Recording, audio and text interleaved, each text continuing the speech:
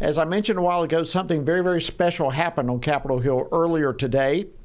It's something that has literally not happened in over 3 decades. The Senate approved a rescission packet to claw back some $9 billion in federal funding. This would impact a host of things, such as NPR, PBS, several foreign aid programs, and so forth.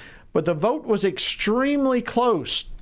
In fact, there were 2 Republicans, Susan Collins and Lisa Murkowski, who voted with the Democrats against the bill. But nonetheless, it passed by 51 to 48, and it's now in the House. So what's next with this bill? Joining me now to discuss this and much more is Congressman Keith Self. He's a member of the House Freedom Caucus and a mover and shaker right on the tip of the spear on so many issues. He represents the 3rd Congressional District of Texas. Congressman Self, it's always an honor and a pleasure to welcome you back to Washington Watch. Good to see you. Great to see you, Jody. Thank you. All right. So, man, this rescissions package, it's exciting news. It's making it over a bunch of hurdles. Give us the latest on where this stands. Well, right now, apparently the Rules Committee in the House is going to meet at 6 p.m. and they will develop the rule. There will be some debate, and we'll vote on the rescissions package either tonight or tomorrow, sometime to be determined. That's the latest. That's all I can tell you. All right, so that's the latest on the process of the bill. What are your thoughts on the version of the bill that the Senate voted on and that they have now sent over to each of you there in the House? Well, you earlier said in the wee morning hours of the morning, I will tell you, they made a wee cut, $9 billion, which is 1/10% of the budget, to take out fraud, waste, and abuse. This is nothing. It's worse than a drop in the bucket. This is nothing. This is a test case, Jody. This is a test case to see if the Senate and the House can make any cuts, because President Trump ran on getting rid of fraud, waste, and abuse. That's what the rescission packages do. And believe you me, it's not the last rescission package we will see from the Trump administration. This one expires, though, tomorrow night at midnight. So the House has got to take up the Senate version, pass it. Yes, we'll pass it, even though they cut a little bit out of it.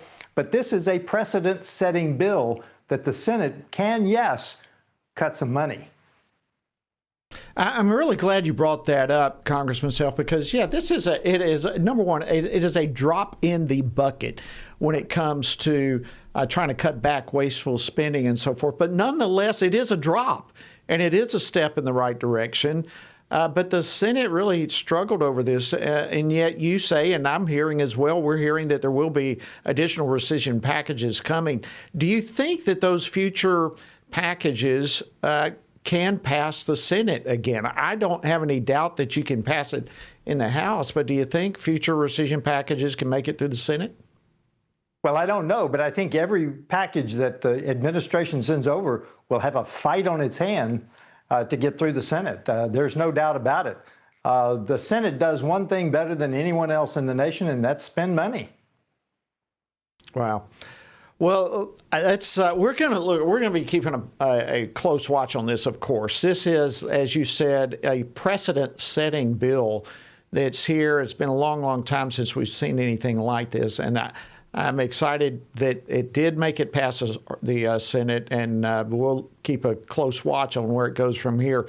If I can switch gears with you a little bit, I've been in touch with some other members of the Freedom Caucus, which, of course, you are a leader there, and I understand that there's been can I say a deal reached, an agreement to advance President Trump's cryptocurrency agenda. A lot of folks don't understand cryptocurrency. I've got a lot of questions about it myself, but tell us overall, if you can, a little bit about that. Well, there were 3 bills.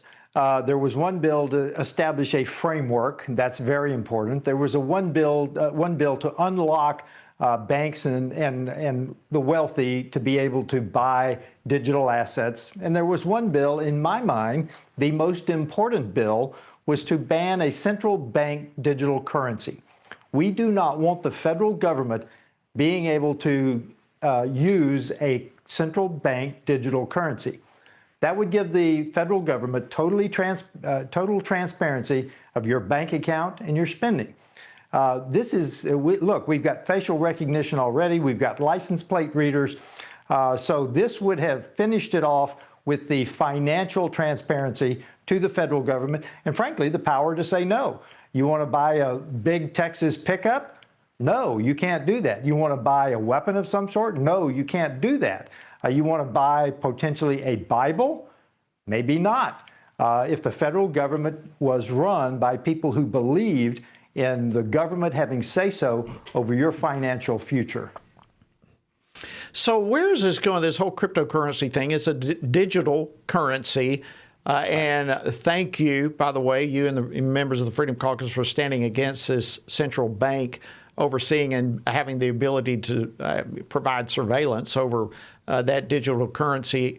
But is this going to take over the dollar? Is there a threat of that? Are we moving towards a digital currency across the board, or is this another type of currency that American people will be able to utilize?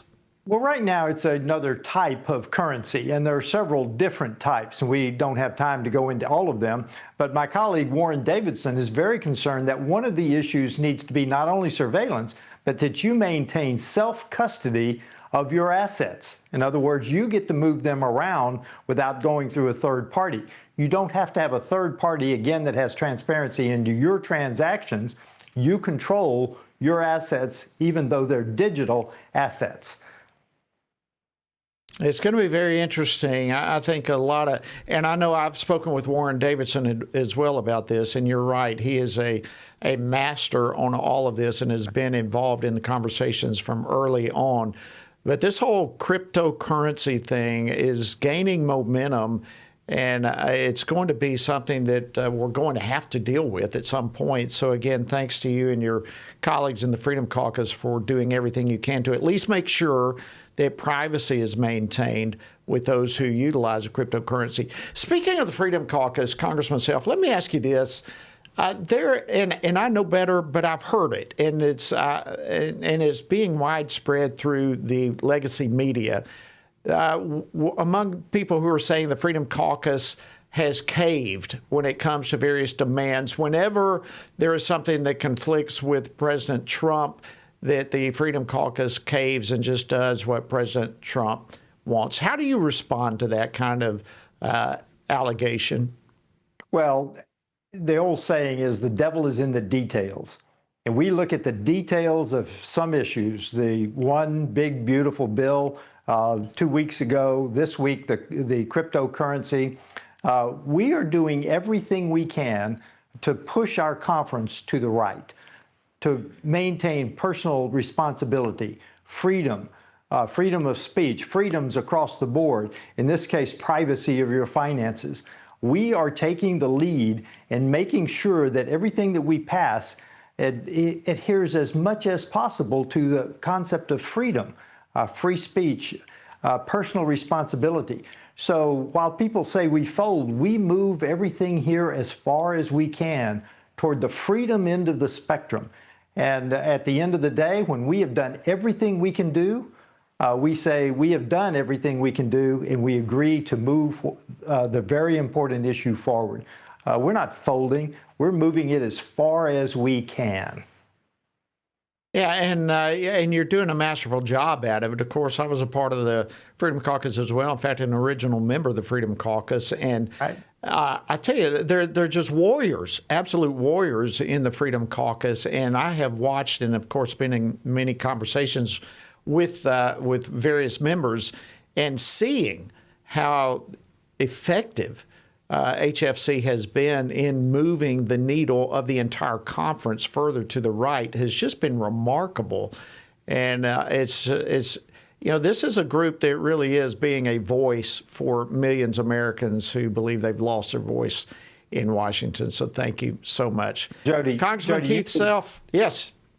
Jody, you know better than anyone because you're a founding member. You know that the mission of the Freedom Caucus is to move the conference as far as we can toward freedom, end of the spectrum. You know better than anyone. Our mission is not to take anything down. It's to move it to the right. Move it to the right. Congressman Keith Self, House Freedom Caucus, Texas, thank you so much. Great job. Keep it up.